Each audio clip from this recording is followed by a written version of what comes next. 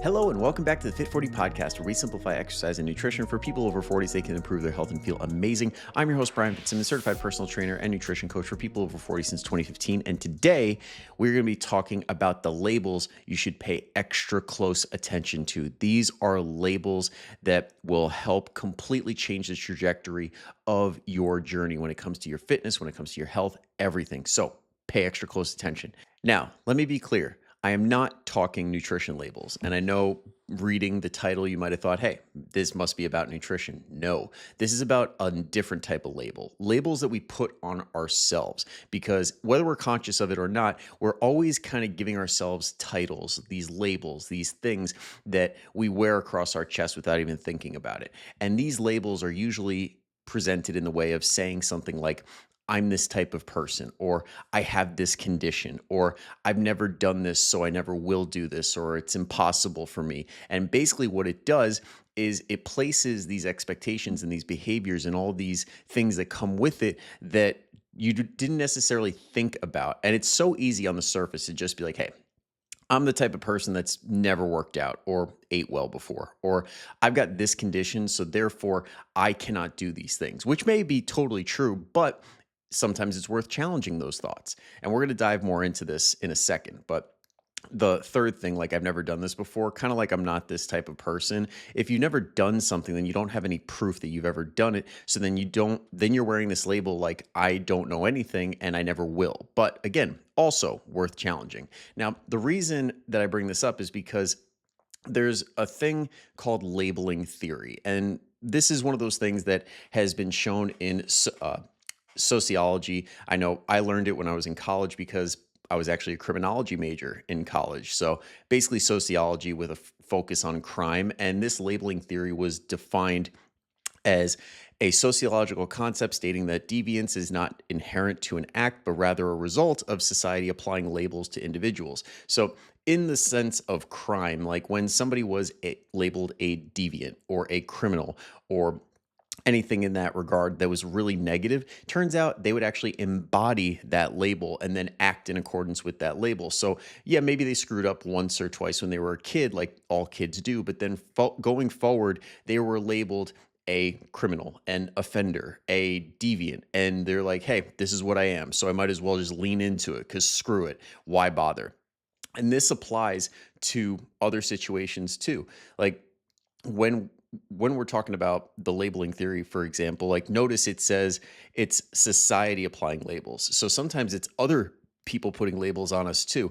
And we've seen this in other situations. Like there have been studies where they'll have two teachers. One, they're convinced that they're teaching the honor students, and then one, they're convinced that they're teaching the remedial students. And then they would take the population of kids and mix them. So they had no idea if they were in honors or intermediate, the kids, but the teachers thought, hey, these kids are really bright or they're not really bright, when in reality, it was kind of a mix of both. And guess which class ended up outperforming the other? The teacher that thought they had the honor students. So sometimes this label comes from outside sources and it can impact us as well. So it can be very important to fight these labels. Like, for example, I label myself. I've said multiple times, I have ADD, and this is true ADD. Like I went to a neurologist, got hooked up, and they had all these things on my head, like measuring brain waves and all these things, did a bunch of different screenings, and they're like, yeah, your kid's got ADD. And then honestly, I view it right now as a superpower because it helps me with keeping things fresh, like changing things up. But there is a downside to that. Like I am a little squirrely when it comes to like always having to change something or always having to do something different. And that's not always a good thing. So it has to be managed. And along with this also came certain weaknesses. Like I am not a good reader. So therefore I'm like, hey, I'm no good at this. I suck. I hate reading. And I avoided it, and then I justified it because I doubled down on that. I'm like, hey, I got ADD. Why bother? Like, it's a hard thing for me to do. I could just listen to audiobooks or other things like that. But when I did that, I limited myself and I didn't have access to certain things that say didn't have an audiobook or like a video that went along with it. And there were all these great books being recommended by mentors and by friends. And I'm like, damn, I really wish I could read that. But honestly, I'll just never, ever get around to it. And what a lot of people end up doing is like they say these things about themselves, like just like I did. So they're like, I've worked out before, but I could just never stick to it. Or I tried tracking and I'm just not good at it. Like it's just not for me. Or I grew up not being this fit person. Like I'm just never ever going to be this.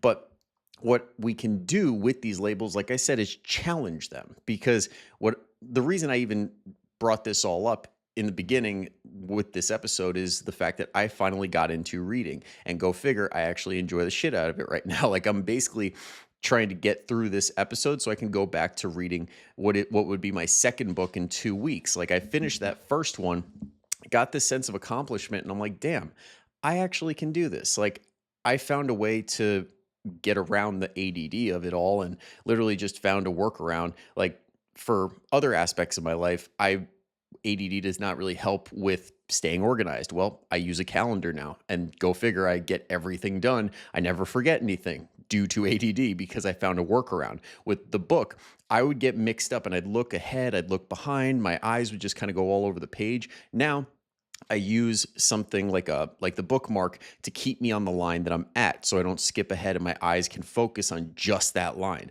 So there's workarounds when you challenge these things and just say, hey, why don't I see if this is true or not? Or maybe I just need a little bit of a different way of doing this. So what you could do, first off, we want to try on a different label. So for me, I tried on the label of I'm going to be a reader. And I do things that readers do.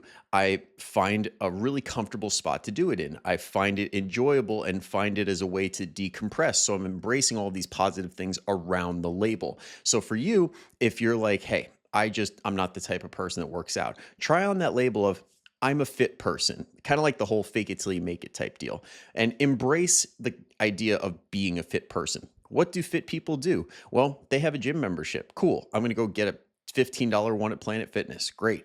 What's the next thing? Well, they have some good music to listen to. Well, I'm going to pick out a workout playlist. I'm going to do this, and I'm going to make sure that I have all my favorites lined up, so I'm going to be in the best headspace possible when I'm doing my workouts. Oh, what else do fit people do? Well, they have a plan to follow. They don't just go in willy-nilly and just do whatever they want. They go in and say, hey, these are my exercises. These are the things I know what to do. I'm going to do them. So you grab a workout plan. I don't know, maybe a Fit40 one on Train Heroic, or anything that'll help you stay on course. And you could even look up YouTube videos like the Fit40 YouTube. Okay, there's follow along workouts on there, so you know exactly what to do. So now you've got a plan, you've got something concrete, and you could say, hey, I've got everything I need. Now I just got to execute. How do we do that? Calendar. Okay, we have something that holds us accountable. So even if it's not a calendar, what else do fit people do? They usually do their workouts in conjunction with their day. So it's like, okay, I have a lot of stuff that can get out of control during the day. So I'm going to start first thing in the morning, and I'm going to make myself go. Or let's say I can get it done, but I can't go home because the second I hit the couch, I'm going to not want to go. So you go right after work. So what do you have to do? Plan ahead and bring a bag, bring some different shoes, and keep it in your car. That's what fit people do. Okay. And just lean into all those positive things that come with it. And if for some reason it doesn't totally stick, that's okay. You're allowed to try on different labels, take them on, try on a new one. And the key thing is that some positive things stick. So like in the nutrition space, for example, people that go vegan but don't actually do it for a lifetime, they tend to eat more vegetables going forward because they just did a whole stint where they had nothing but vegetables. They found the ones that they really, really like, so they kept them in the rotation. Or when you're counting calories, all of a sudden now you're really aware of how many calories come with the food that you're eating. So you become more conscious. You start reading labels, and that becomes a thing that you're doing. Maybe you're not plugging it all into MyFitnessPal or anything, but you're taking a peek and saying, damn, that's a lot of calories in here. Or, oh, that doesn't look like too many calories, but then you notice it's got like 50 servings and you're like, there's more calories than I think there are in here. But you caught that because you were a calorie counter at one point. Or fasting, like people that have a concrete time where they stop eating. That is one of the most valuable tools ever, because you get that feeling of I'm done. Like I don't have to keep going. And when you keep that cutoff time, maybe you don't fast all day and you don't hold yourself off from eating earlier in the day, but you say, hey, it's 8 o'clock, boom, I'm done. And then that gives you the mental satisfaction of, okay, I don't have to eat anymore. And that can help with whatever you're doing going forward. Same with exercise. If you're a bodybuilder, for example, and you do a bodybuilding program, then you really lean into the whole mind muscle connection, making sure you're feeling the movements rather than just doing them. And by doing that, now your form gets better and you're like, am I feeling this in the right place rather than just going through the workout? Or like a marathoner, like let's say or a 5K, let's say you do a little bit of running, like a running program, like the Nike Run Club or something like that. And you all of a sudden fall in love with cardio, or you really enjoy how you feel after doing cardio. And you're like, hey, maybe I'm not going to be a marathoner by any stretch of the imagination. I sure am as shit am not. But once you get that feeling of, oh, damn, cardio makes me feel good. Like I feel a little bit more energy throughout the day. Like I feel a little bit leaner, a little bit tighter. Then you're like, hey, I got to keep this in somehow. So you still do a little bit, which is amazing compared to doing nothing at all.